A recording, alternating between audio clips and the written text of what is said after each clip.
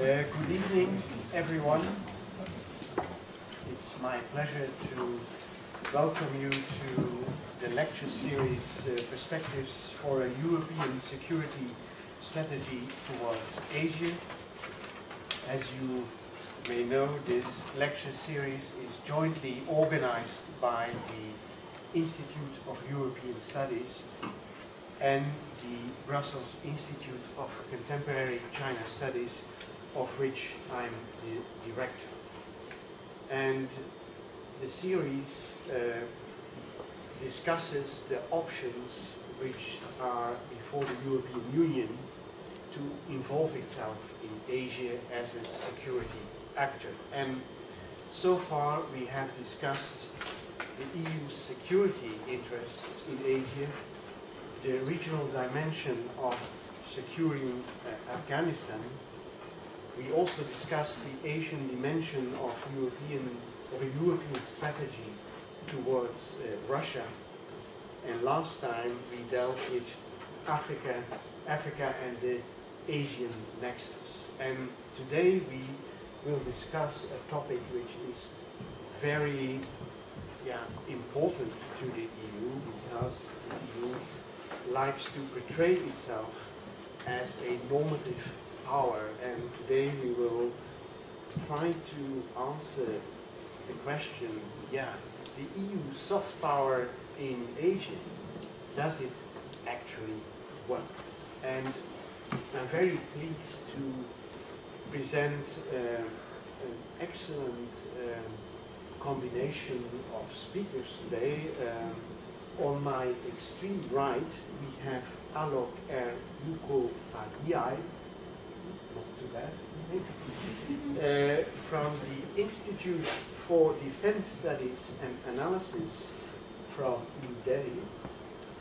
On my left, I have Professor Quansheng Zhao from the American University in Washington, D.C.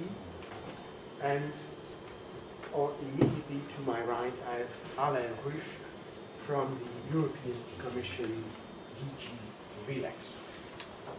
And the topics we will discuss today are, the European Union represents itself as a normative power, but how does it do that in Asia? And how is the EU perceived in Asia? What about the so-called clash between the Asian and the European values? And last not least, how can the European Union be more credible and coherent in trying to advance its policies in Asia? So first we will have the speakers presenting their presentations. Each of them has about 20 minutes. After that, there will be room for Q&A. Alok, you may start. You have to go. Thanks.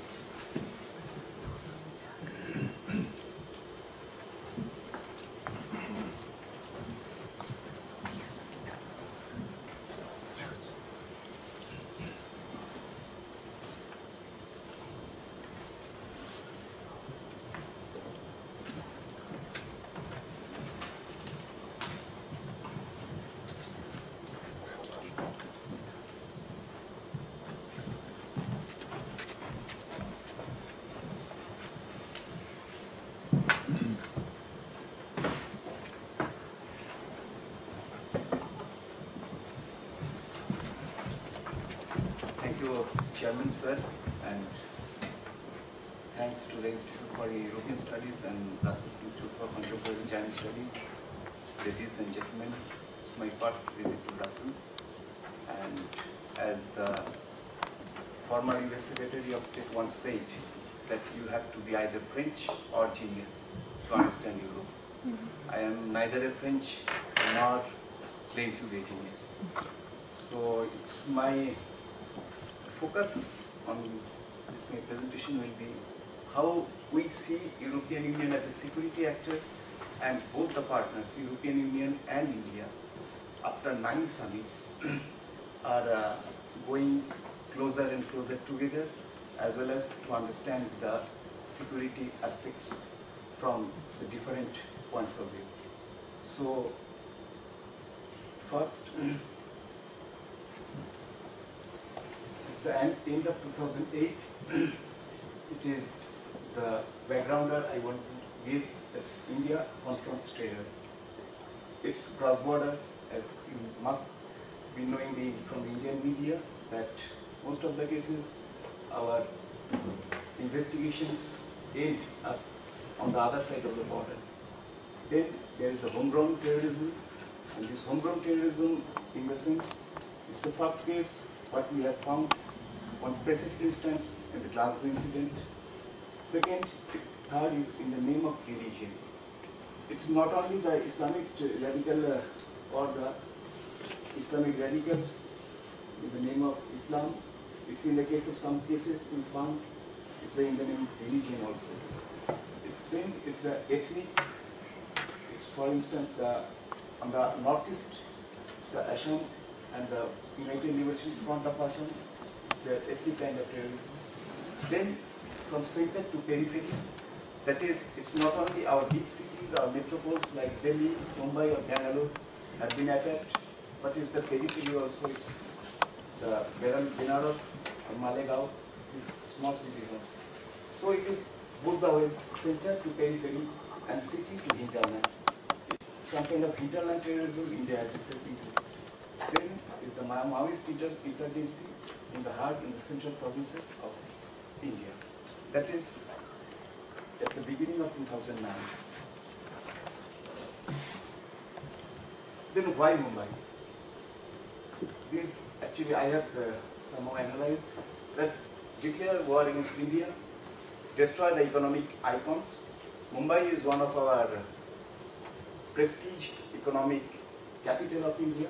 So destroy the economic icons as well as the Bangalore also. Then demean the incredible India. The rise of India, which has been the international community has been facing or has been experiencing, demean it. Then denounce Islam. One of the lone survivor of the attacks, when Azmal Kasab, when he was apprehended, he was asked that why did you do it? And why did you do it? Is it for jihad or the violent struggle? He said, quote unquote, in the interview, what is jihad? I don't know. So it is some kind of denouncing Islam also. Then demonize Hindus, Christians and Jews. The places they have attacked, basically, if you see the Leopold Cafe, it was frequented by the European and American tourists. And the Lubavitch sect, that's the Nariman house, it was a sect decided by the Jews and definitely the Jews. Deviate the focus from Afghanistan. The terrorism, what is the operations which has been going on there, deviate the focus. Then degrade the Pak civilian government who came into power and finally delay the peace dialogue. This is the background of our troubled neighborhood, Bhutan, which came back to democracy after a successful election, and Maldives. These are islands of peace. Nepal, peace process is very precarious. After several months of the general elections, the Maoist-led government, it has not been able to give the country a constitution. Sri Lanka conflict reaches the decisive phase till the Sri Lankan government tries to somehow annihilate the whole LTT leadership. Until it's not done, the conflict will go on. Then Bangladesh, Islamists dumped by the general elections. It was almost 82% of the voter turnout, and the Islamists were dumped by general elections and return of democracy. But the most one is that what we faced, that mutiny in Bangladesh rifles, BDR. BDR is their border security force. It has a strength of 40,000 personnel, but it is mainly led by the Bangladesh government officials. And what we saw, the Dhaka at the center of BDR, it experienced the main rebellion, also the districts affected. more than 80 died, including the civilians. Their Director General was killed along with other army officers. Property is vandalized. Situation is right now under control, but army is simmering in anger. An Islamist conspiracy, the situation is not yet clear. The investigations are going on, but an Islamist conspiracy, it has to be seen. But the prima facie, it shows that the new government has to be somehow destabilized, and that was some kind of an attempt. Pakistan and Afghanistan have been continuously seeing in the European media. There's a new Pak government who came to the power. It was hope for the region. Optimism was somehow short-lived, and the domestic turmoil continues. Sectarian violence between the Shias and the Sunnis, it goes on. Then terrorism has become a part of their daily life. The latest one is the terrorist attack on the Sri Lankan cricket team in Lahore. A blurred, lawless Pak and Afghan border. Pakistan and Afghanistan's border, you cannot distinguish nowadays. Epicenter, it has become the epicenter for international terrorism. Army still at driver's seat, and at last, the government has surrendered, the Pakistani army has surrendered at Swat Valley. And now I don't want to tell the Europeans what is the last few years, but as the European security strategy has told some 5 threats, and I think the key threats are still continuing. However, Georgia shifts the US center of activities. Terrorism has precedes other threats. Terror incidents, as I have been monitoring the European media on a regular basis, it's unending. The Danish cartoons which came in the Jyllands-Posten, it had some kind of negative effects. Radical Islam in the rise, as if you see all the European think tanks, what they have been publishing nowadays, as I have given in my paper, most of the research items, most of the research agendas are on radical Islam and the recruitment of the terrorist networks in Europe. And are the rules of the game really changing? Actually, I have borrowed it from Mr. Tony Blair, what he said after July 7, 2005 bombings in London, that the games are going to change. But as it appears that it's not yet really changed. So that is the another background. European forces fighting European terrorists in Afghanistan. It might listen some kind of bizarre or something, but if you go the TSAT report, the Europol report of 2008, which is basically a compilation of all security agencies' report, there is given that many European terrorists are being found in Afghanistan. Then European combatants found in different global hotspots, be it Afghanistan, be it Palestine, be it Chechnya, be it in Kashmir. Then European security is linked with Pakistan. In most of the cases, it has been found that even the TSAT report has also said that the European security is intertwined with Pakistan. EU nationals attended training in Pakistan, and Pak-Afghan region main driver of terrorism in EU. In most of the cases, they are getting trainings, and most of the cases they are radicalized, come back, and want to prepare for more terrorist activities in the European Union. So, if it is so, then why both India and EU should do? And it's basically these 5 pillars, I would say. The first 3 pillars have been already said by one of the leading EU observer of India, Professor R.K. Jain, that it is, from India it is difficult, it's distant, it's different. And I have also added 2 others. One is diverse and another is disunited. At the end of 2008, these are the 5 pillars, I would say, that defines EU-India strategic partnership. And this kind of a distant or different attitude that brings out some kind of a bilateral mode, and I would say that the season of special representatives for South Asia. Richard Holbrooke from the US, Des Brown from UK, he is the Sri Lanka envoy for the British government, and last but not the least, Gerd Mutzelburg, the ambassador of Germany to India. But in most of the cases, bilateralism is the preferred mode and EU is virtually non-existent. And from this, some kind of Indian media as well as the European think tanks, that they are saying that a US-EU-India triad, is it possible? But it actually means that it will accept that the NATO-led operations has become failure. But I think that EU lacks the capability to be a US-EU-India triad.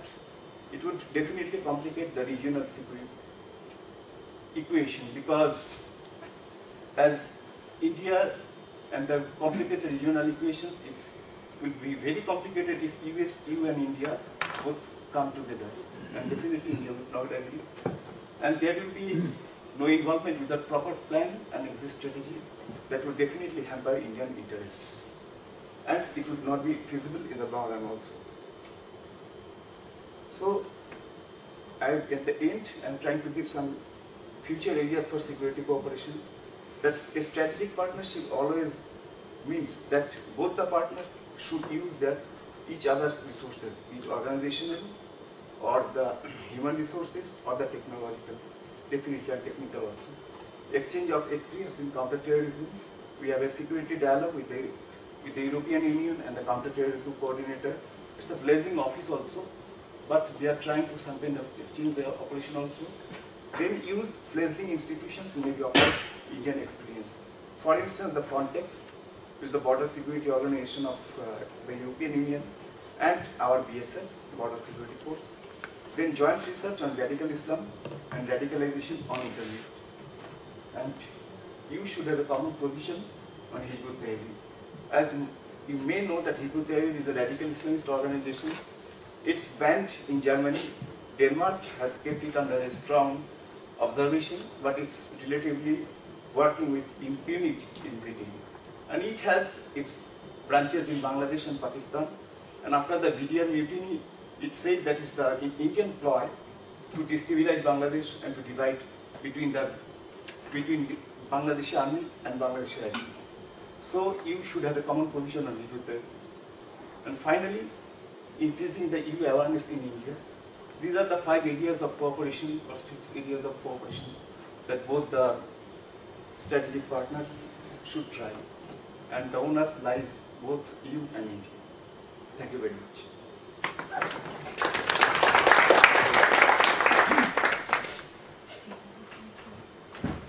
Thank you, Mukhopadhyay. And now I give the floor to Professor Zhao.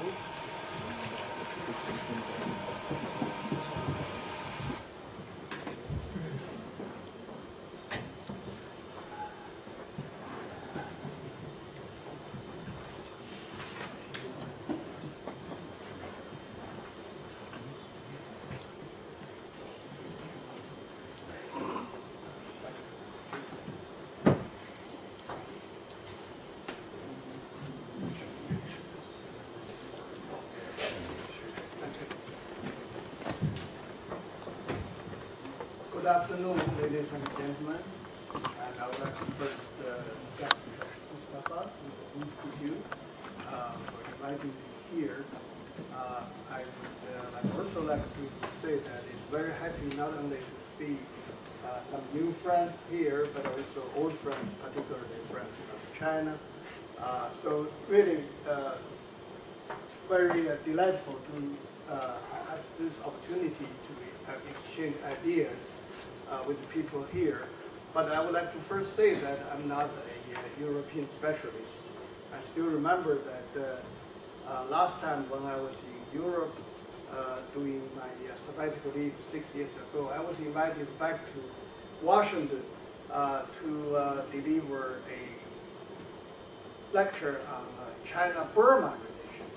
And I said, I've never been to Burma, but if you really want me to say something, I can say a few words. Fortunately, I did visit Europe. Like my first time was 25 years ago, and I was here just for 1 day. At Brussels. But this time, I'm currently teaching as a visiting professor at Leiden University, so that gives me opportunities to meet with the different professors and scholars, officials. I also use this opportunity to reach out.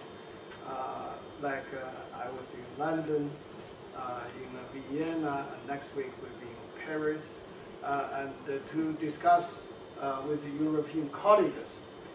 Today, I was asked to talk about this topic, EU's soft power in Asia, and I add one subtitle that is the Asian perspective.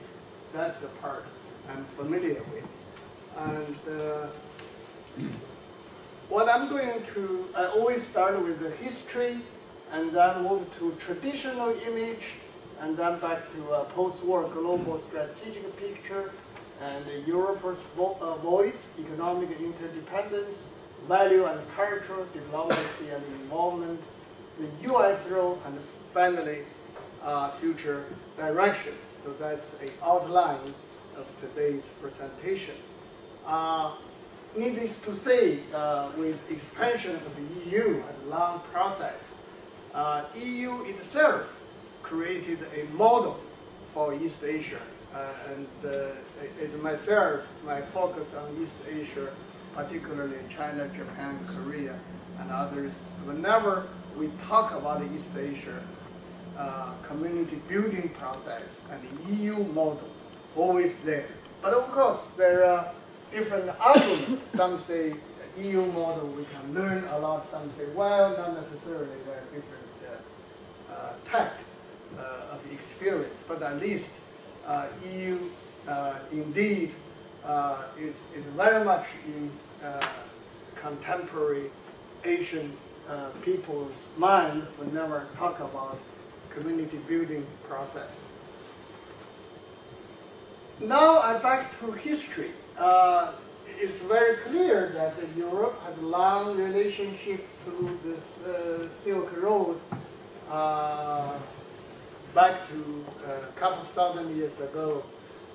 It's a long tradition, interaction, and it's an independent actor to have interaction with Asia. So therefore, we see a traditional image with some positive, some negative, such as ancient civilization. Everybody talks about Greece. If we look at here, just like China, India, and also Africa and others. And democracy, that's another image that is the place to start. Even America learned from here. And industrialization, also the first place. We all understand that with Great Britain. And of course, imperialism and colonialism. That part, of course, is very negative. And so there is a mixed image in terms of a traditional way when people think about Europe. Post-war global strategic picture.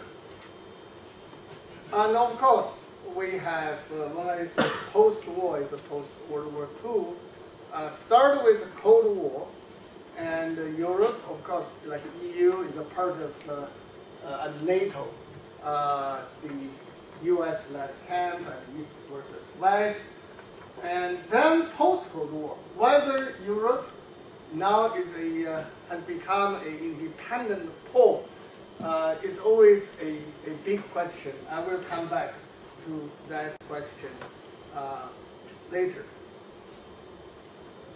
Therefore, a major question for outside people is whether there is a Europe's voice, because Europeans themselves, that's what I heard many times for my past couple of months here, that is actually we don't have a unified voice. In many ways, particularly foreign policy here. Therefore, there are much different interests and concerns with China, Japan, Korea, Southeast Asia, South Asia.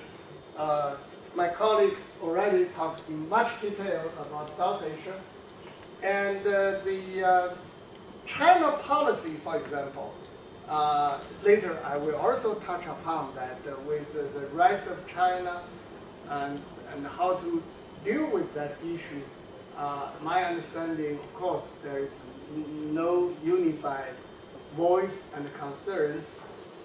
For example, with the arms embargo issue, my understanding is that some countries would like to remove the embargo, some countries would like to keep, and of course, U.S. later we will talk about the U.S. intervention. That also prevailed voice. With Japan, similar, like trade interest and others, there are many issues involved. Korea Peninsula is another question. To what degree EU should be involved? In my current teaching at Leiden University, I had a chance to visit what they call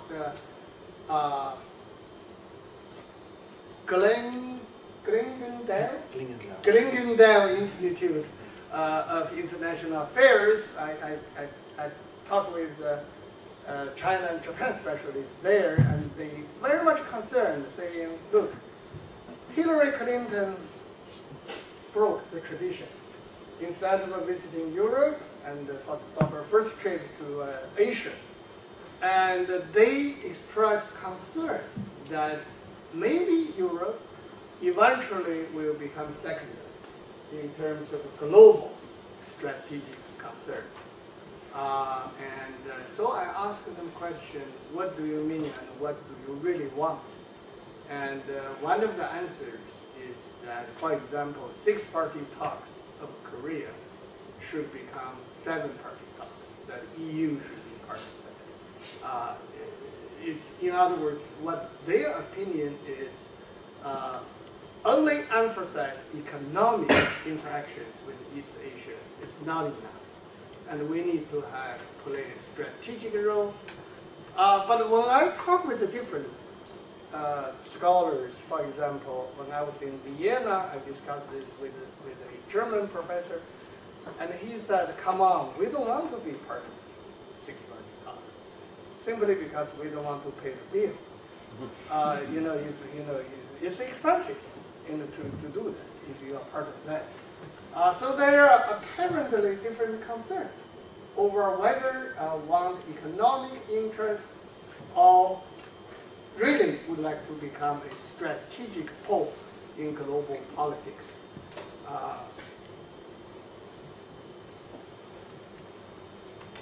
Economic interdependency, it's very much there with all those obvious questions.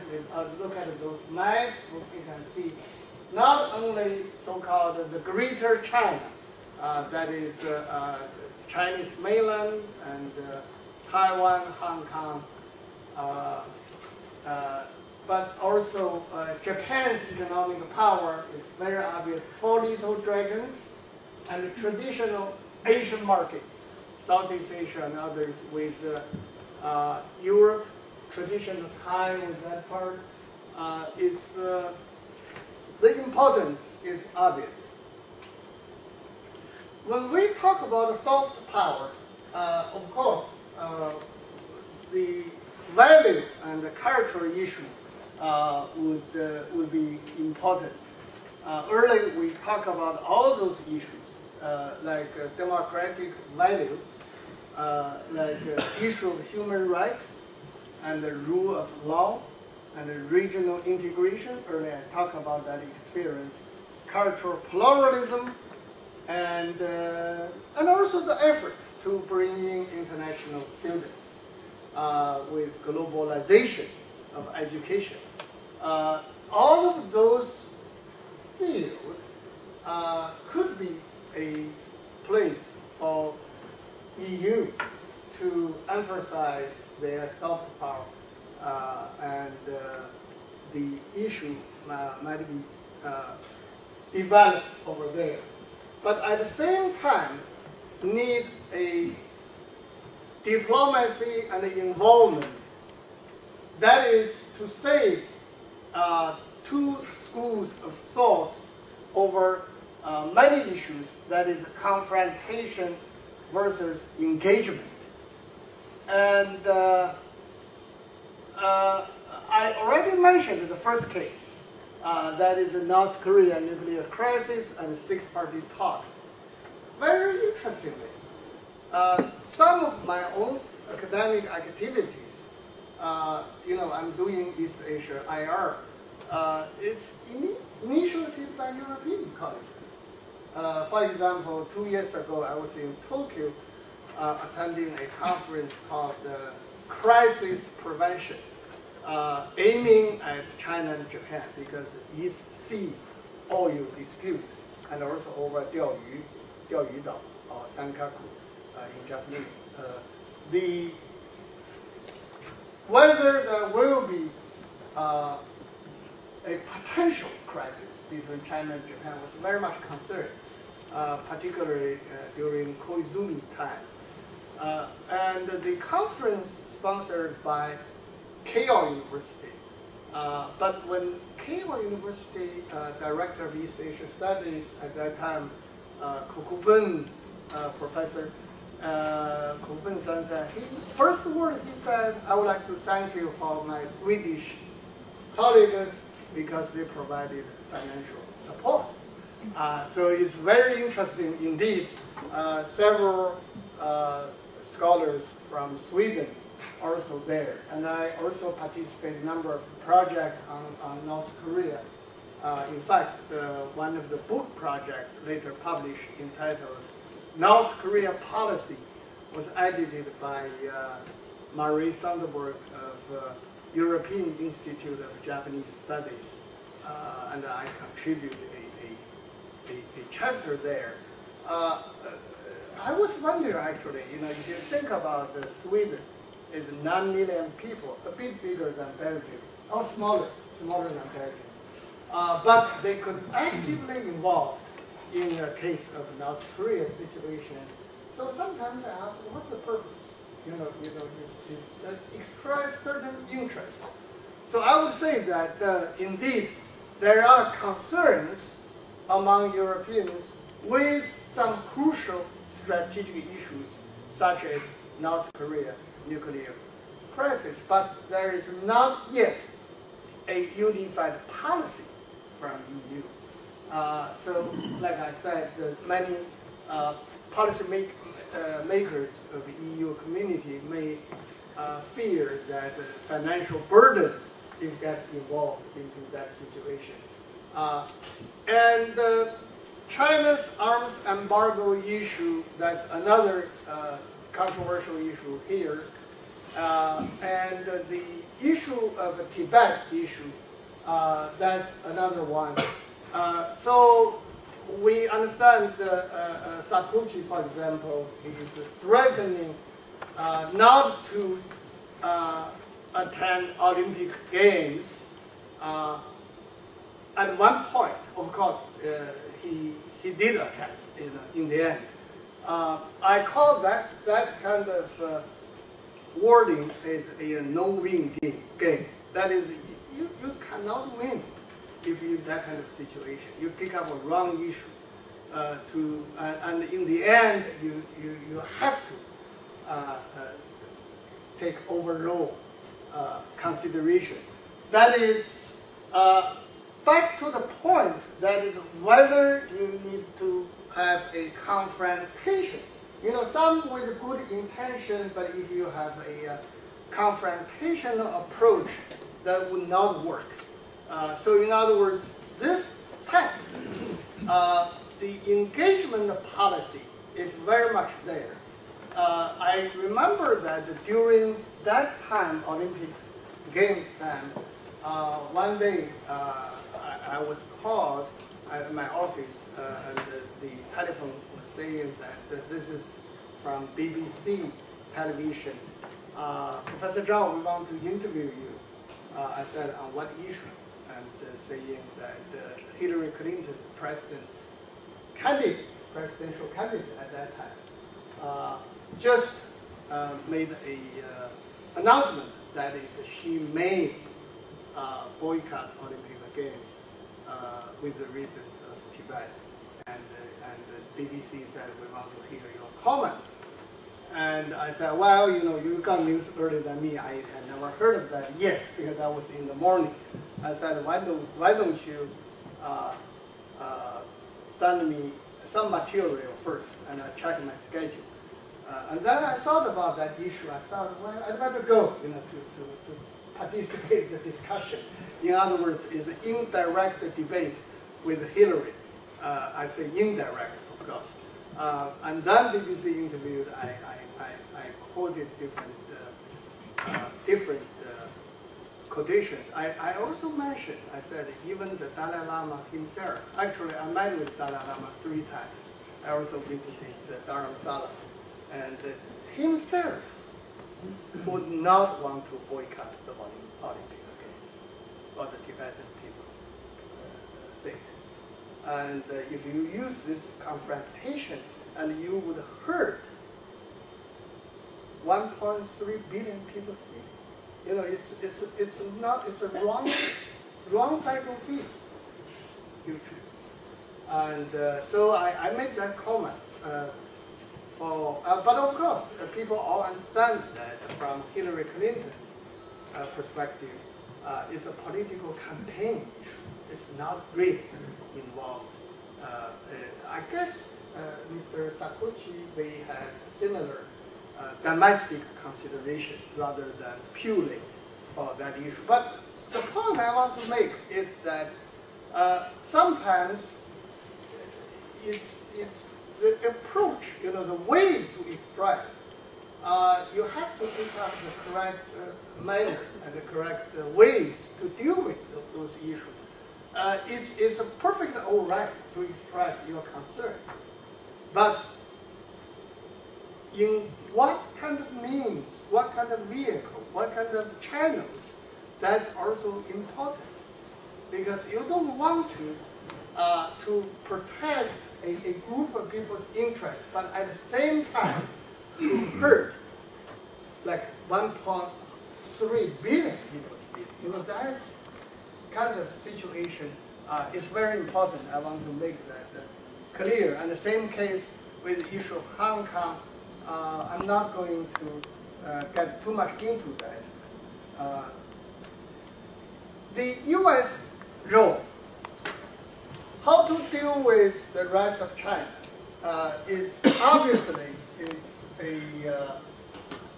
a very fundamental question for today, not only for IR scholars, but also for policymakers. Many people in the United States, of course, there are different schools of thought, like offensive realism, defensive realism, liberalism, among others. But one of them is called power transition theory. It's very much emphasized a rising power relationship with existing dominant power, citing historical examples such as Germany, Russia, Japan, and the United States itself. Some with confrontation is historical lessons, some with the peaceful. So how to deal with that issue, how to achieve a win-win situation in a peaceful way. And in this particular question, actually power transition theory from many people in Washington perspective is how to deal with Taiwan. And that particular Taiwan question during Chen Shui-bian time was very much concerned, but I'm not going, again, get into one of the points according to this theory is that each country, each side should take care of the other side's core interests. You should think about what is other. For example, China should think about the U.S. What is the American's core interest? And Washington, by the same token, would think about what is Beijing's core interest. So in other words, with that kind of consideration, the relatively easy to get compromise and to get into a win-win situation. By that token, many scholars borrowed a word from Bill Clinton when he visited China. Actually, he was talking about human rights. He used the term correct side of history. But here, in Taiwan's case, people also talk about what is the correct side of history. So that influenced U.S. policy toward Taiwan. And I give a term, of course, that's a bit controversial, that I call the co-management of this, to put Taiwan's trade situation under control so that to avoid unnecessary and undesirable military confrontation between the two major powers. Here, just give you some examples of how the U.S. deal with that. More recently, with the Obama transition team, interestingly, with this time Hillary Clinton with Beijing, in fact, the issue, of course, strategic, economic are very important, but one other frame was also mentioned and also put on the table. That is environment, climate, energy. You know, those kind of cooperation, I guess that's a good example. That is how power cooperation. And by the same token, if we talk about the different countries' license, Japan, even under Koizumi government, started a new program called Homestay of Young Students. Actually, the Japanese parliament, Japanese Diet, passed billions Japanese yen to support that program because they recognize the importance for promoting mutual understanding. Lack of knowledge between the two countries actually was one of the major reasons for the recent Sino-Japanese conflict. So the process should start from young people, should start from education. And in many ways, Japan and the Asian countries learned from European experience. Germans, French, when they are young, they visit each other, they stay homestay for 6 weeks, for 2 months, for half a year, and then finally recognize, after all, Germany no longer the evil state of World War II. It's changed. So by this, China, Japan, and Asian, they all need to learn that lesson, and they did that. For that front, maybe EU can do even more to promote young people education exchange. Future directions. Again, back to the question earlier, I talked about 6-party talks and different arguments. Whether EU would purely an economic power. That's a very interesting question. Japan, long ago, has been regarded as an economic power, but politically small, and that's why Japan talks about the so-called normal state, normal country. And European Union seems like if only concentrate, emphasize economy, then in that regard may become next Japan, that is economically big but politically small. So whether if EU is really becomes a independent pole, a unified Europe, a unified voice would be necessary. Of course, it's not easy to achieve.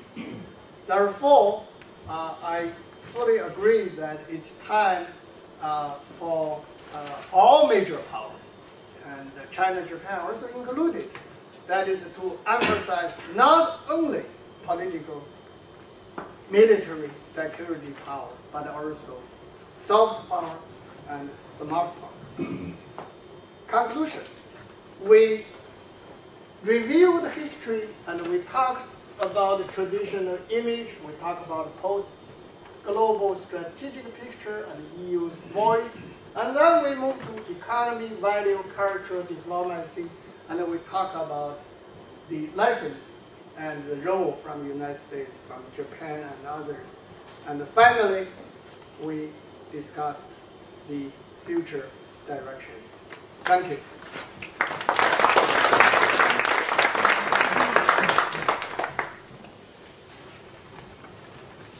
Thank you very much. And now I give the floor to Alain Ruche for the EU point of view. I need some technical help because I was told that I could. I guess mark. Yeah, mark. Yeah.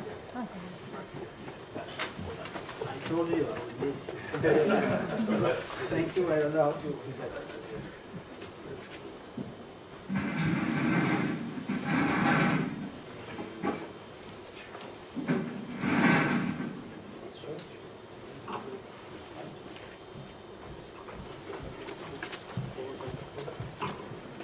Good evening.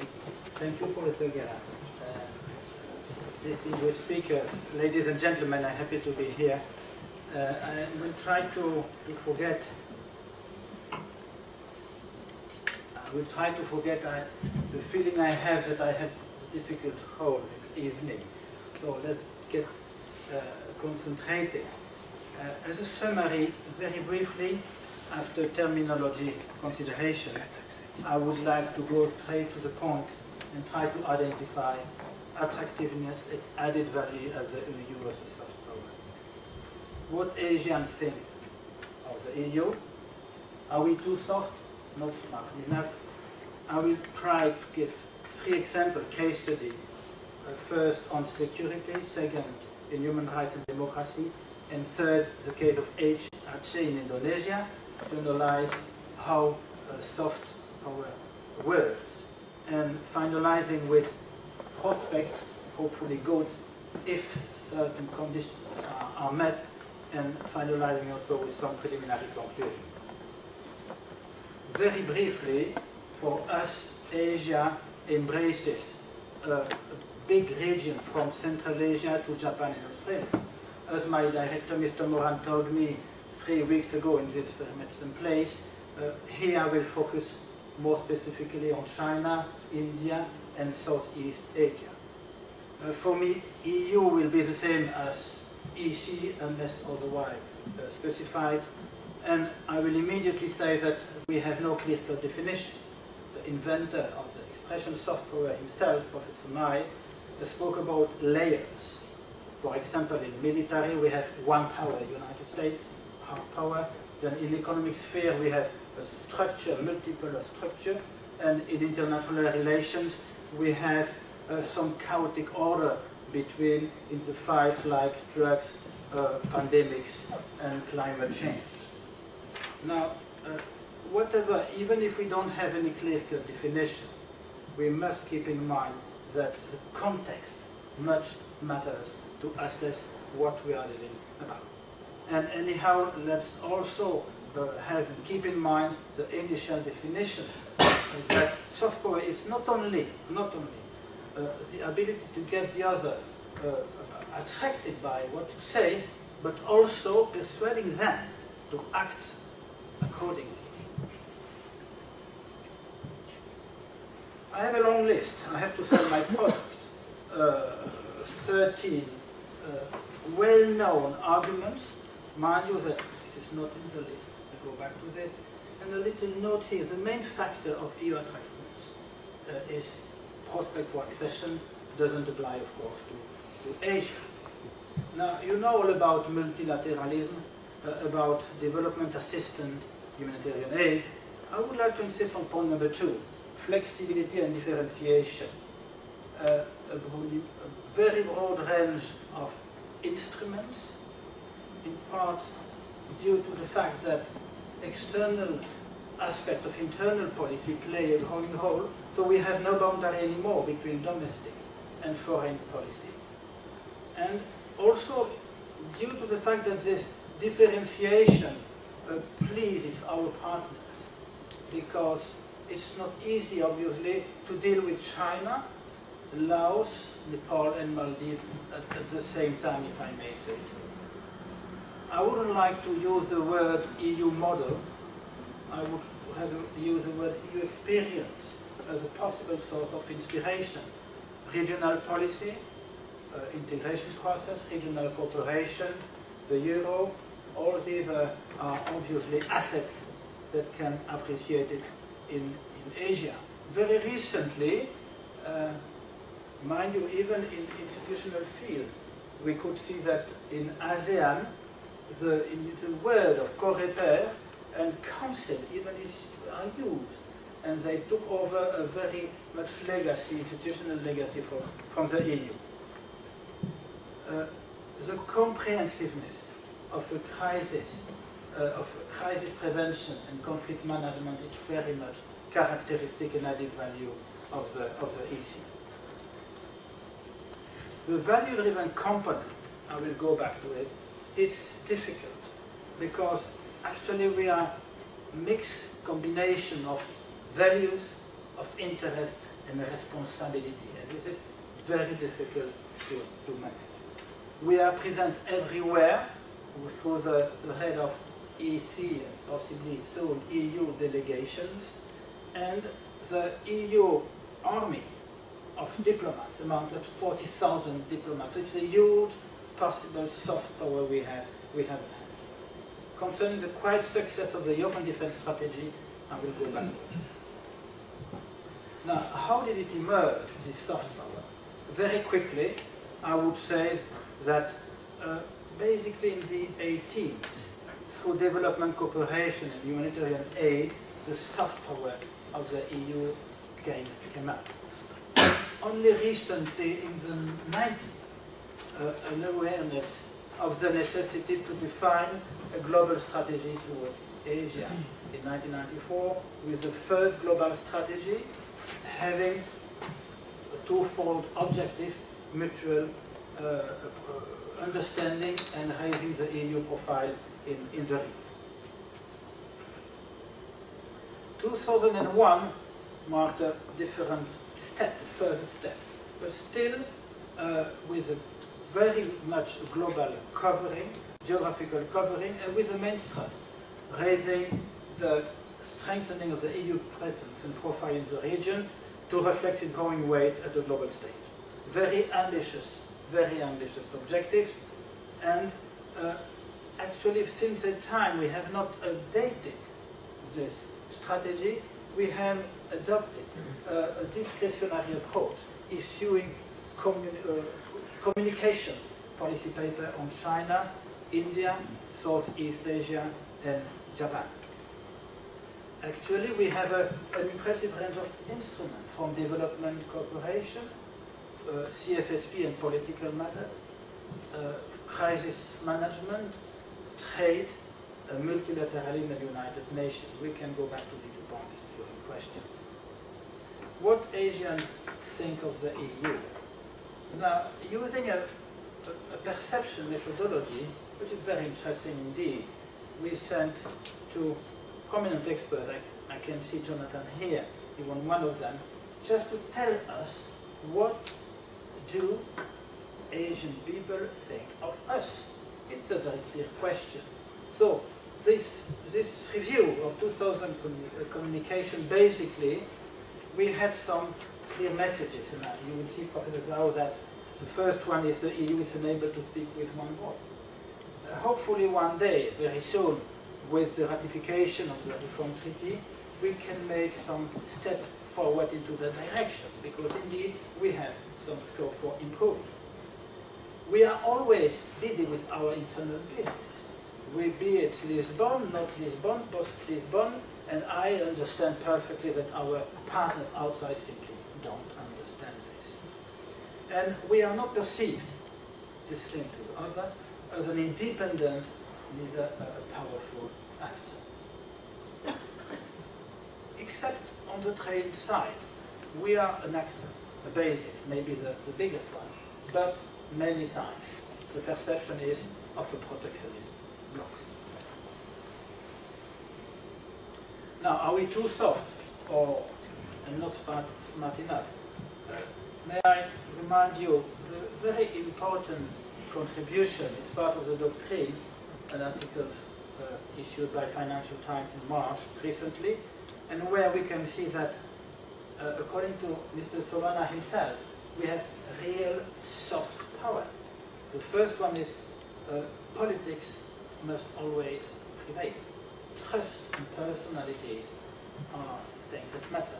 Not single power can solve today's problem.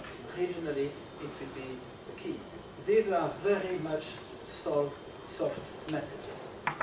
Now, concerning the should we be tough in some places, how can we settle Afghanistan, or can we support the Afghan or the region to settle the problem, or North Korea without being harmed? I would like to make a very point here that the EU as such is not, I repeat, not involved militarily in Afghanistan. So member states are, and there is a necessity to make a difference. The EU defense policy has now as an objective to militarize the landscape. It's only to develop an operating and very flexible military force to support the civilian activities of the EU as a soft power. I think the distinction is very clear. Member states do provide military troops through NATO. It's complicated to understand, but from our side, the distinction is absolutely basic. Now, soft power, I put for the US, Professor, going back to you, Hollywood, Harvard, and Fulbright fellowship probably matter more than the Pentagon does. According to Professor Nye, there are more people in military bands in the US than diplomats in the foreign service. Now you again go back. So at the same time, we need to be fear and light, question mark.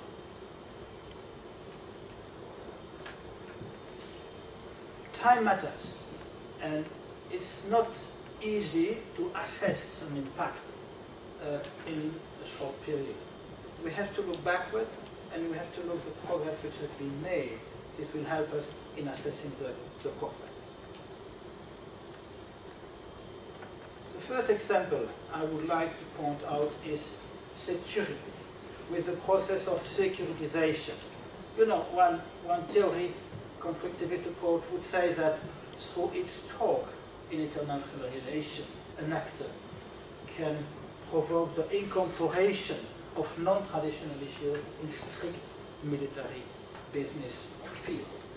And in some way, I think this could be helpful to explain how the EU entered in non-traditional, in a very active way, in a non-traditional security approach in Asia. Let's take the case of fight against pandemics. Not only the international coordinating role of the EC, Commission, but also the huge amount of money pledged here shows that really pandemics has become and has allowed, rightly enough, the EC to play a role in the security, broadly speaking, picture.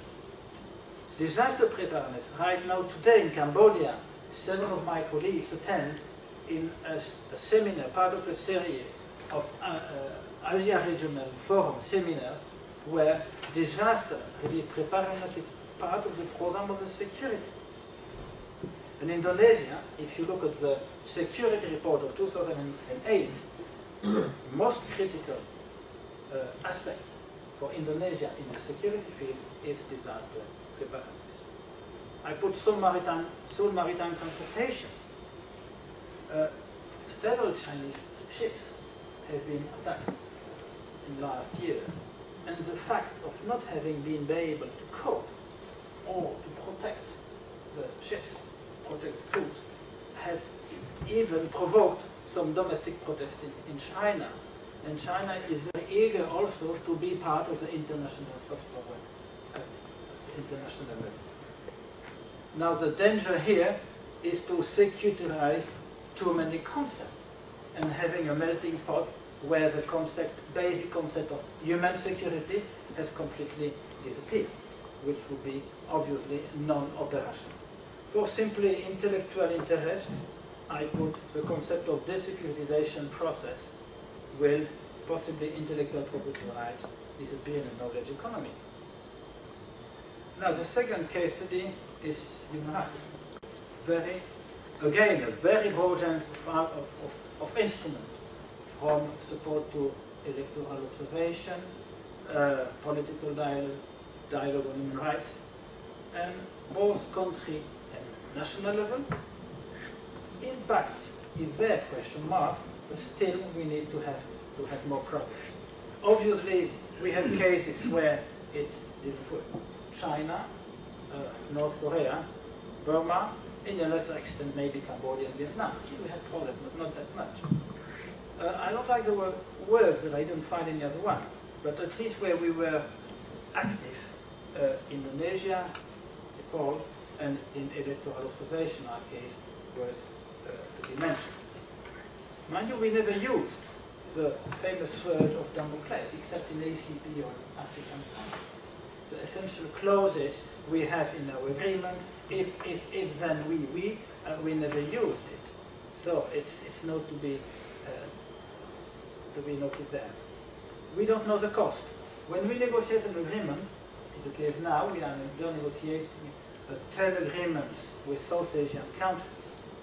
We, Commission, have a mandate from the Council member state to negotiate, and we are obliged, it's a must, to put clauses, not bind you, a series of clauses on terrorism, on migration, on international court. I think we can say that there is a demand for Europe in Asia, and that the EU is appreciated. We can make a difference. See the case of Indonesia. Why? This is a good question. Because we had a comprehensive approach, because we used a soft power, or because we were weak, so the other powers would accept us to step in to help a long-standing local government. The US were very happy, it's a local country. Possibly they didn't understand the own tradition. Australia and Japan were not, for a reason we can possibly discuss. And the content of the dimension of the soft power, be it diplomacy, regional level, multilateralism, economic and cultural, I would insist on the cultural aspect. I think it's really basic. Now, just to end, I would say, the question would be really to the proportion of smart between hard and soft power. How to build a smart power, a coherent structure of smart power, and how to use this to make the EU a real political actor, so that it comes at a level corresponding to its cultural and economic way. And possibly, instead of speaking of power, we should speak of way, because power means has a connotation of confrontation. So it's only a question to end. Thank you very much. Thank you very much. I warmly thank the speakers for their presentations, and now I give the floor to the public, and you can come up with your questions. Who will go first?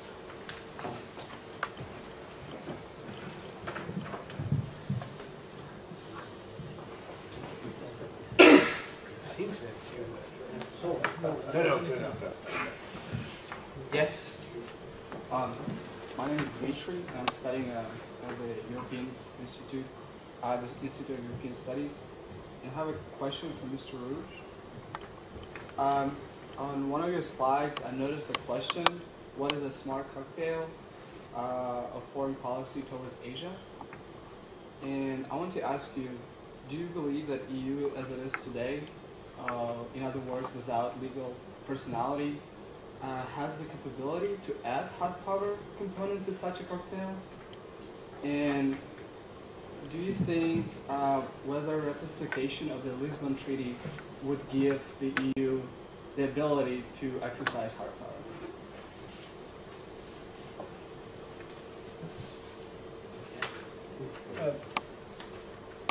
History of the EU shows that the lack of legal personality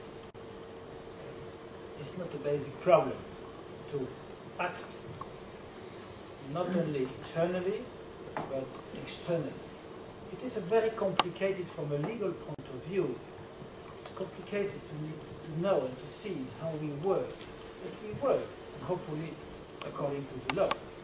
So I don't think that possibly the aspect I see to the legal personality, it would help visibility and the profile. That I would agree. Now, concerning the possible ratification of the reform treaty, I think we have there possibility to be relatively optimistic concerning, basically to speak with one voice. We will never speak with one voice. We still will have the President of the European Council, we still have the new Mr. Solana, but this Mr. Solana will be in the area where Member States agreed to give us power, will be some kind of Minister of Foreign Affairs. And the EC delegation will become EU delegation. And the head of local representation, who is now head of the delegation of the European Commission, will become the EU head of mission with a formal rank of ambassador, which means that there will be not anymore a rotative presidency in external affairs. On the spot, the EU ambassador will have a prominent role because he will be really the voice of the EU. So I think it's, in very brief, on the defense side we will have no major changes. But I think internally also the fact of having Mr. Solana, the future Mr. Solana with several heads, will facilitate the function. Thank you. Yes? Hi, yes, my name is Nikolai. I'm a trainee at the Commission. I had a question for Mr. Zhao. You had mentioned about hurting the feelings of 1.3 billion people in reference to Hillary Clinton's deciding to boycott the Olympics. If you use that as an argument, how can you possibly advance a debate that is so sensitive? Say it again. If you use as an argument that you don't want to hurt people's feelings, how can you advance a debate that is so sensitive? What I'm saying here is it's perfectly legitimate to address human rights issue, including Tibetan issue. Of course, that's a concern. What I mean is to address the issue in a proper way. Let me give you an example. When Koizumi, Japanese Prime Minister, would like to express his unwillingness to obey to so-called Chinese instructions. So he said, the more you want me not to visit Yasukuni Shrine, the more I will visit. In my conversation with many Japanese people, sometimes I said, well, you know, to emphasize the autonomy, of course, of Japan is perfectly legitimate. But you have to pick up a correct issue using correct way to do that. You don't pick up the wrong issue. For example, history. You deny your history, invasion, and war behavior. By the same token, what I mean here, you don't pick up Olympics. You don't say, I boycott Olympics. You can do many other ways. It's just, to diplomacy. That's what I mean by here. For example, like I also quoted Bush at that time. I know Bush is not popular. But when I answered BBC, when I was interviewed, I said, of course, I have to be diplomatic myself, during that interview. So I said, I didn't really say what I'm thinking. I just say I agree with President Bush. He said he always stick to, he would attend Olympic Games, but at the same time, he expressed his concern about China's human rights. Interestingly, on the way to Beijing for the Olympics, he was under enormous pressure domestically that he should say something about China's human rights. You know what did he do? He stopped over in Bangkok. And he made an announcement there. He said, oh, China needs to pay attention to human rights. And then flew to Beijing without saying anything. What I'm thinking, this is a diplomacy. You don't really have an open confrontation approach. There are many ways for policy debate. The Olympics. I also quoted the Dalai Lama himself. I met him once in Washington, twice in Washington, and once in Dharamsala. We had a long discussion about his legal way policy and others. And he made it very clear. He said, I don't want to boycott the Olympics. Of course, he expressed concern about the future of Tibet and others. So what I mean here is that try to avoid unnecessary offensive statement. I don't think I think that would be counterproductive. When Sarkozy said, I would boycott Olympics, then I guess from what I heard, the Chinese people, so what? Why? You just wire yourself. It's not necessary. It's not working. In other words, again, let me make myself clear. It's perfectly all right, perfectly legitimate to address those issues, to debate those issues.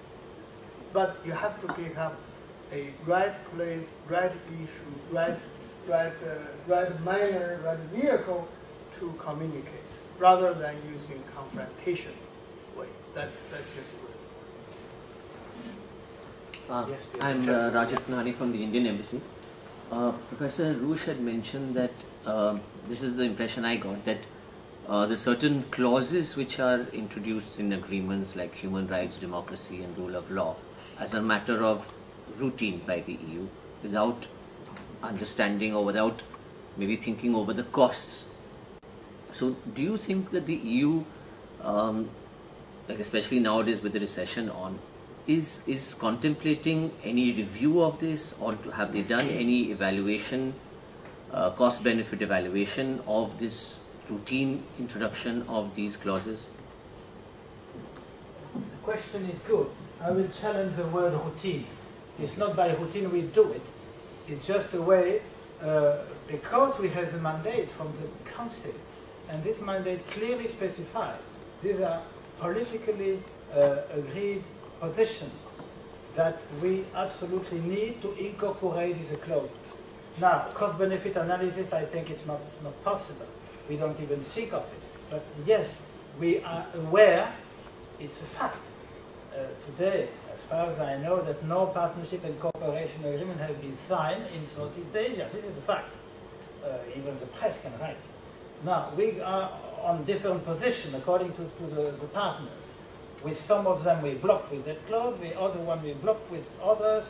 In other case, another one will propose a clause. It's a complicated formula. But I think that we are aware that some flexibility is necessary. Now, in which clause and how? Don't forget that for now we use the word standard clause. Standard clause means a predefined and pre-written text. So even sometimes for legal reasons, our partner cannot do that. I know in Thailand, for example, the king is responsible, if I may say so, and so. And putting the king under a legal retaliation if it's nearly impossible, politically speaking, and even constitutionally speaking. So we are thinking of model clauses, and when some of them saw flexibility. But this thinking has not perspired as yet with member states and even formally the Commission. It's only a personal feeling I have that we will not avoid to come up to that kind of debate. Yes, sir. I have two questions for Alain Ruche. By the way, I'm the trade attaché from the Chinese mission. I'm also part of the negotiation team for China-EU partnership and cooperation agreement. The first question is that you just mentioned a lot of policy instruments or policy tools which EU has as its proposal cannot be applied to EU-China relationship. For example, the accession to the European Union or a large amount of development assistance which is diminishing as time goes by. Also, the preferential trade agreement applied to ACP does not apply to China anymore. So my question is, against this background, when EU has fewer and fewer policy instruments which could be applied effectively to EU-China relationship, how could the EU effectively exercise its soft power or whatever form of power? This is the first question. The second question, you just mentioned the EU has flexibility and differentiation inherent to the EU policies. Could you elaborate on that point? On the first point, I'm sure that even China, the negotiation we have, I don't know exactly this, you know better than I do, does not revendicated access to preferential treatment we give to African countries. So it's not because the number of instruments is going down that the power of these instruments, globally speaking, of the EU as such, and I'm not starting answering to the second question at the same time. It means that with China, when we have sectorial dialogues, I understand it's extremely difficult, and it is very valid for India. How to assess? We speak, what's the use? What's the impact? It's impossible to say. The number is not. But how much we go and we get closer to dealing with basic and core issues and long-term interest in this could be a way of assessing. Also in China, for example, when we discuss about social protection, or if we can, of regional policy. Regional policy is the policy, the EU policy China is most interested in, because we have a nearly de facto danger implosion. So how could you inspire this implosion? Is an exaggerated term, but you know what I mean. 16 India. So I think here, if we could get with a very little leverage some change for ensuring, for improving the status of the now possibly 200 million migrants, through a piece of legislation, this is worth billions of US dollars, euros. So flexibility means the possibility to adjust to countries, to situation, and to time, and to sequence, and at the same time several instruments.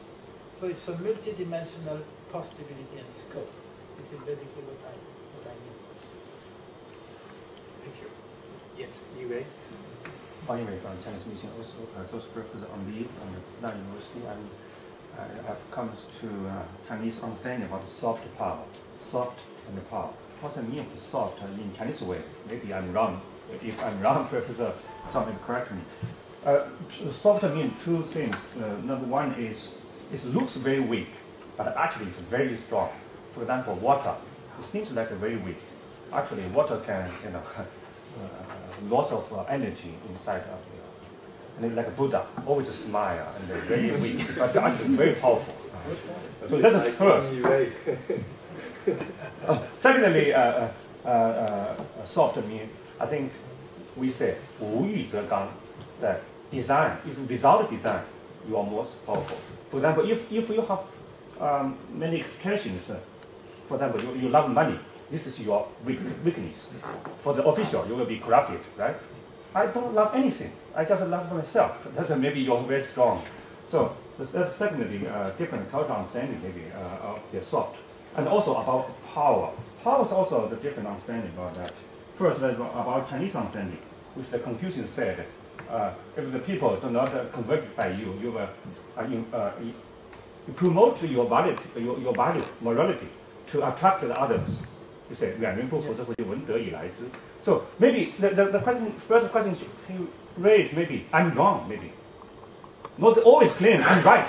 So learn from me. No. I'm the perfect. I'm beautiful. So no. Maybe I'm not correct. I just very polite, very humble. This is the this is the meaning of the power. Not always claim I'm right. Whether hard power, soft power, American way always claim American way is the best way, is the universal way, is the only way, the end of the history of the other one. Saying that this is not the power. So that's a different understanding about that. And secondly, I think that power also you should define not only from the subject but also from objective. For example, my food favorite is spicy food. I like the spicy food very much, and then I promote spicy food everywhere. I like ask you to eat spicy food. Ask you too.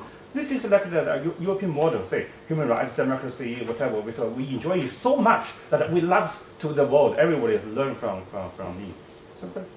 But sometimes your preference maybe should match the others' condition. So this is the Asians' way of why they consider about the use soft power, the limitations. And I think that's the different culture, maybe the different understanding about the soft and power also. So we asked the European Union like more to go beyond the Western centralism, to treat others more equal, and then to avoid the double standards. To you maybe it's civilization model. To others it's barbarian model. You always view the world like the us and others, whether can or evil. Sometimes the world is so complex. We say Chinese say 混沌, I don't know, chaos. It's similar.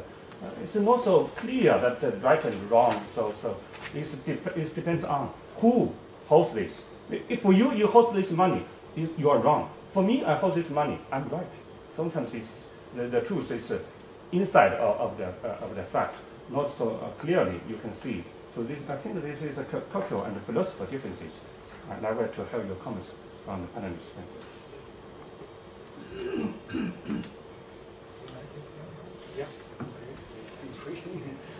On personal grounds, I would agree with most of what you said. I think nobody is right, nobody is wrong. It's not the point. I think that the fact of mixing values, interests, responsibilities is very complicated. But we cannot renounce either, but we cannot impose either. And I put in my thing, in my presentation, even President Sarkozy would say, we cannot black a quarter of the humanity. This is not possible. So the way of saying I have the flag of the truth and the double standard at the same time, it's a real problem. We understand that. It is I understand that. So, and the geography of thought you have very, very nicely described is the fact that we should take into consideration much more. The way you Chinese people think are totally different. And totally different from in Africa they think in terms of circle. We think in terms of line and you think in terms of context, basically speaking. So we have to settle together to see how we speak. But it's not a question of imposing our views. This is I totally agree with this.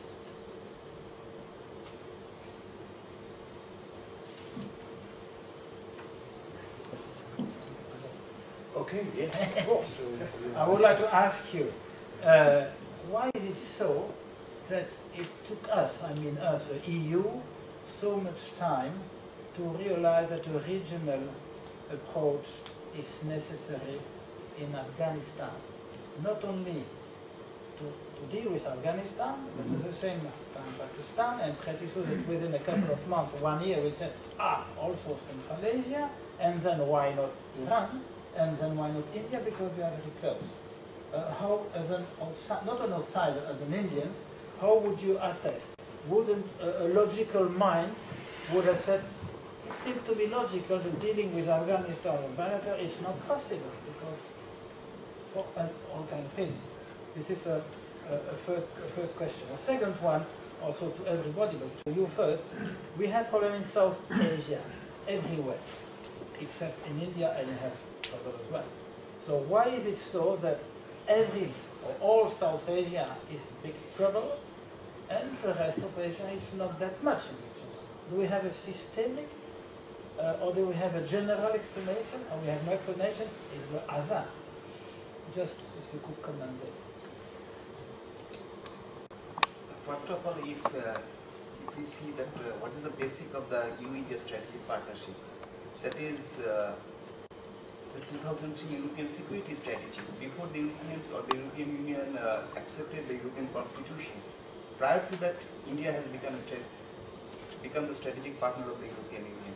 Then what we see that when forces were sent to Afghanistan and India was okay as an observer, in the sense some kind of on the sideline of the talks, and then eventually as we also observe the dynamics of the European Union also, and if you see in most of the cases that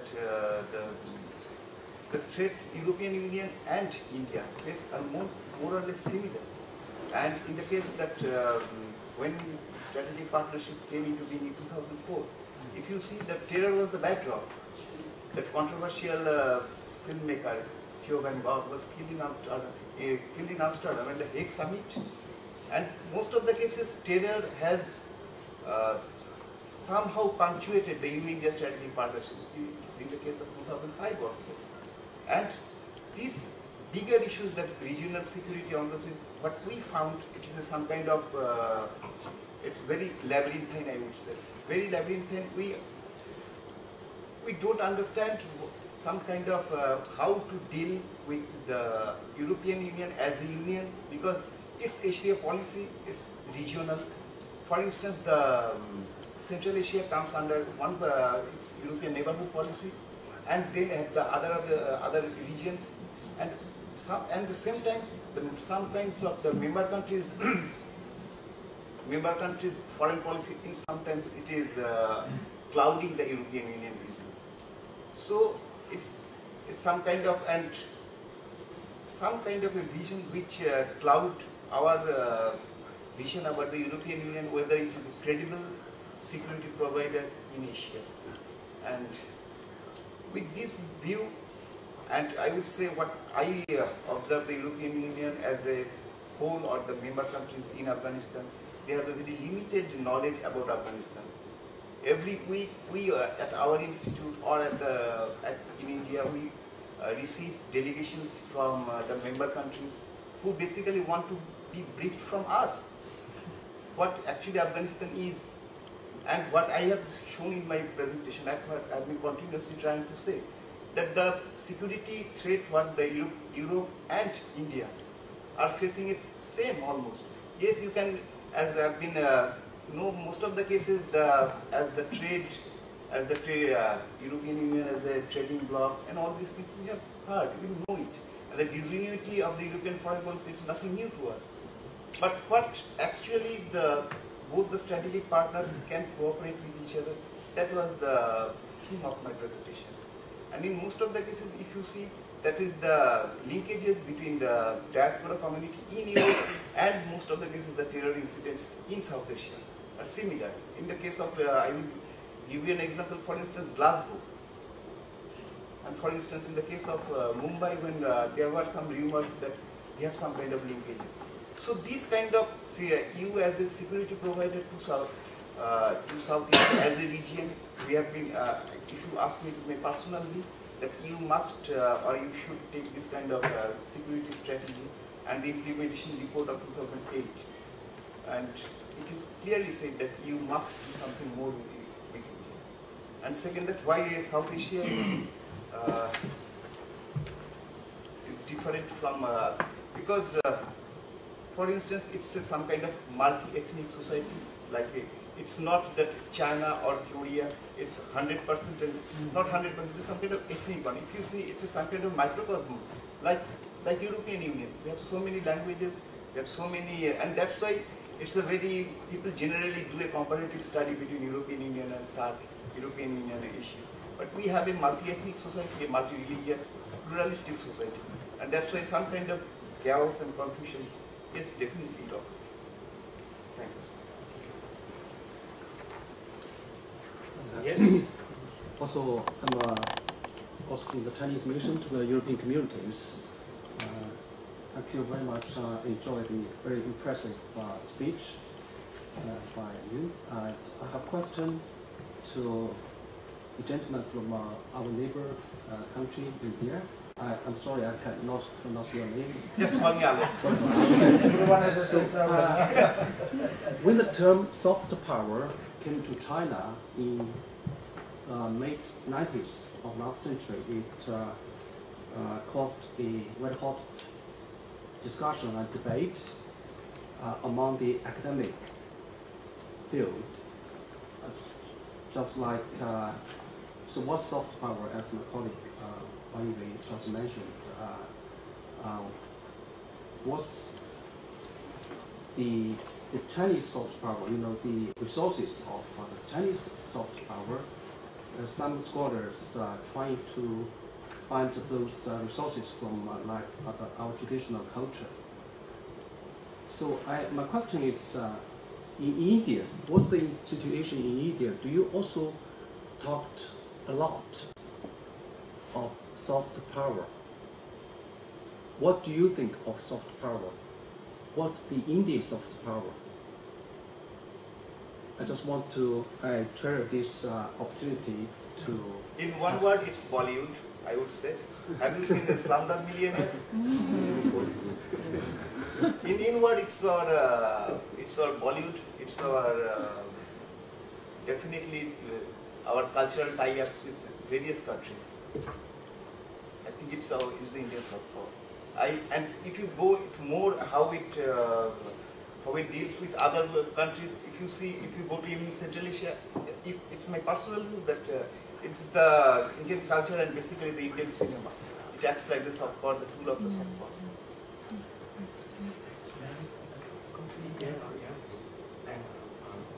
Just on the soft power of China, I have noted that in 7 or 8 years, the contribution of China to peacekeeping missions in the EU have been increased by 20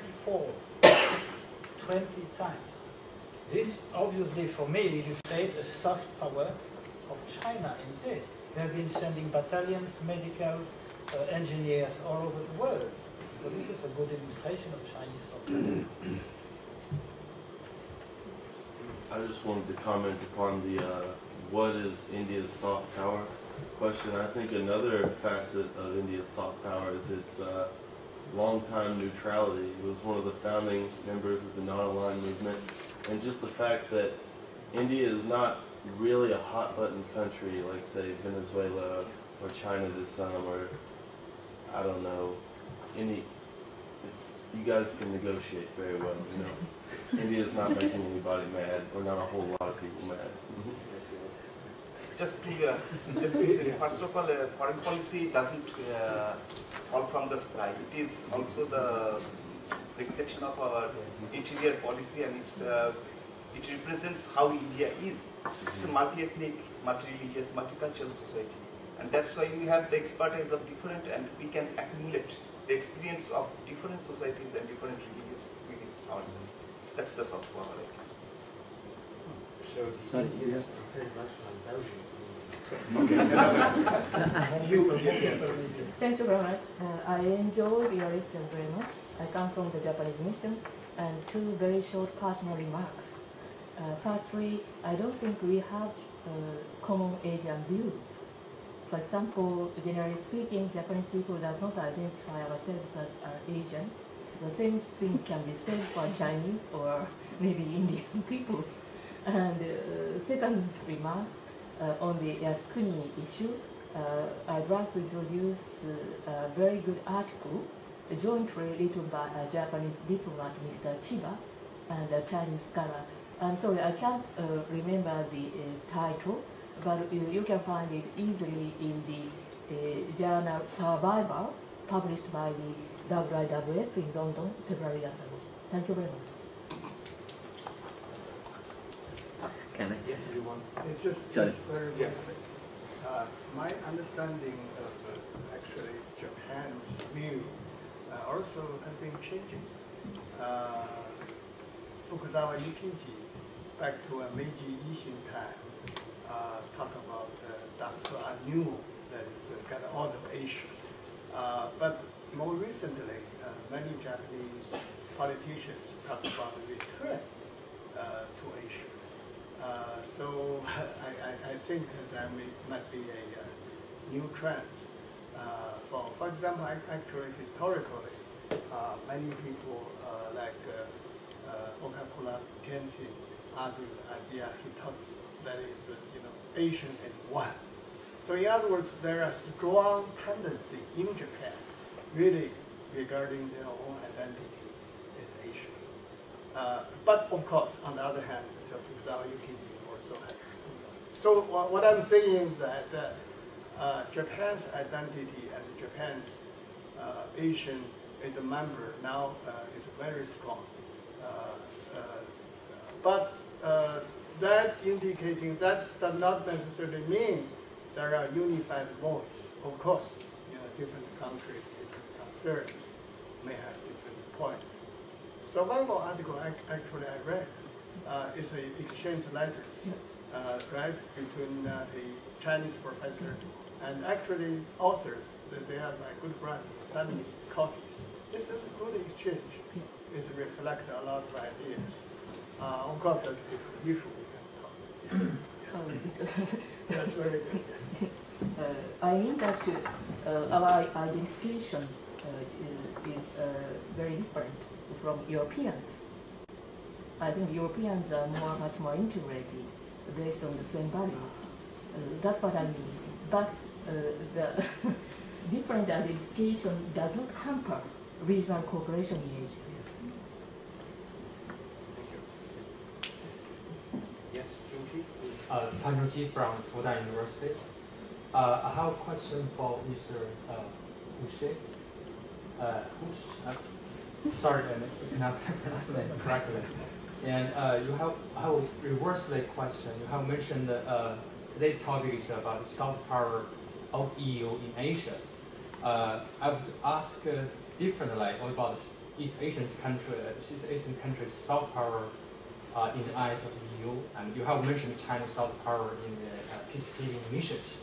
And I think China, Japan, and India are three major strategic partners of the EU in Asia, even though Japan mentally to be not Asian, but physically be Asian. And I think EU quite like a kind of a very beautiful blonde, and China, India, and Japan are three gentlemen to try get a first dance with European Union. And of course, European Union is very attractive to those three partners. But at the same time, maybe three of them also have some attractiveness to the European Union. Who will be the first partner of you if you have dance? And I mean, what kind of soft power of those three partners may have over European Union? If I have been maybe too quick, if you go to my slide number 8, is the third one where I have listed what I consider to be the main factor of attractiveness. One of them is a balanced approach of strategic partners. So I think it's also appreciated by other strategic partners. I don't know exactly what does it mean, but we say they are strategic, and we say to them they are strategic. So we don't individualize at world level. We have one exception, but we don't use the word strategic as such. It's with the US. No, my question is that what kind of soft power India, China, Japan have over the European Union, from your point of view? Okay. If we have some.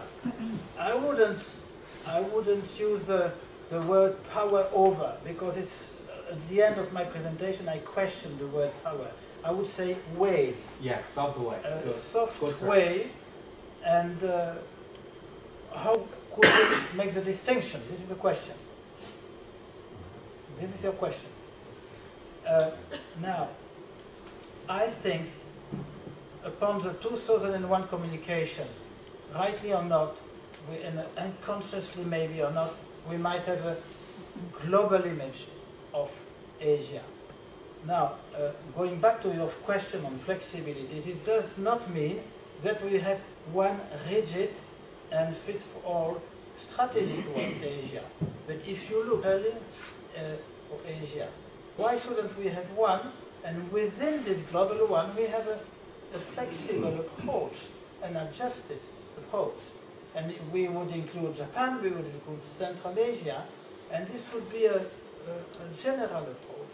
Now, if the question concerning the soft power, how could we make the distinction? Thinking of Japan, immediately one basic component for me of Japan, soft power here, is good taste, is food, is fashion, is architecture, is this is Japan soft power.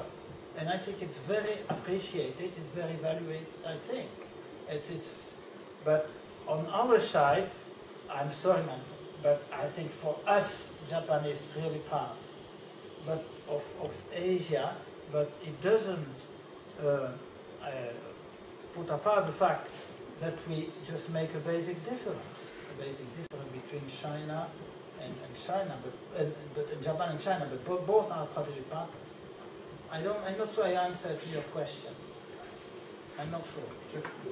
Yes, please. Just to add a footnote to and also addressing Professor Pan's question. I agree that we have to look at different Asian countries and look at different soft power.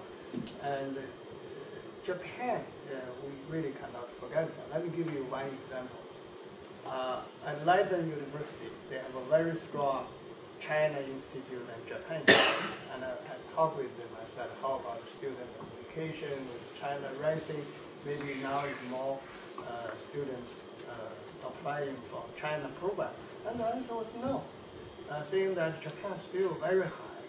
I asked why, because the answer was the interest with China is more with political and economic, but the interest with Japan nowadays is with culture. It's the Japanese manga, animation, and all those kind of things. So making students very stable to study Japanese culture. I guess that point is really reflect a different soft power. Thank you. Sorry, I wanted to ask. The last question. Oh, last. I wanted to ask Professor Ruche the same questions he asked Alok. What took it so long for the EU to come to this regional approach towards Afghanistan and the area? And what do you think, why is our neighborhood so disturbed?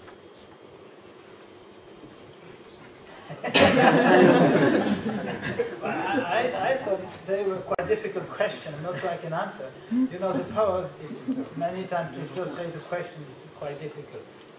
The first one, I'm not sure of why South Asia. We have so many problems everywhere. I put a brief note, but with only a question, a couple of months in my office on this situation. Because I started seeing country by country, I just came to the conclusion, why is it so? And actually I don't have any answer.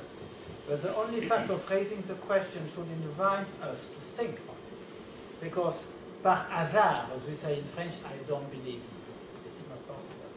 But in this interdependent world, I think in the recent years, I think the contamination for the good and for the bad effect has been growing. So once you have a big problem, it tends to diffuse.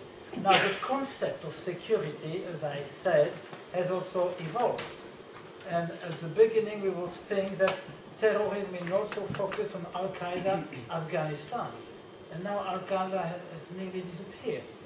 And we have understood through our security doctrine that the sense, the feeling of security is more diffused, unpredictable, and non-state acts there. So this uncertainty is one explanation, I think.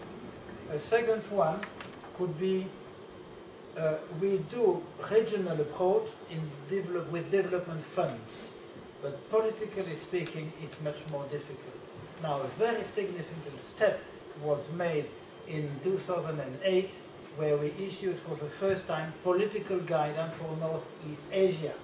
So the good question would be, are we ready to prepare a political guidance paper for South Asia? My personal answer, I think we are not. Too difficult. I think we are not. Thank you. So I think our time is over. So I thank the speakers for the very good presentations. I also thank you for your questions and the good questions, and hope to see you all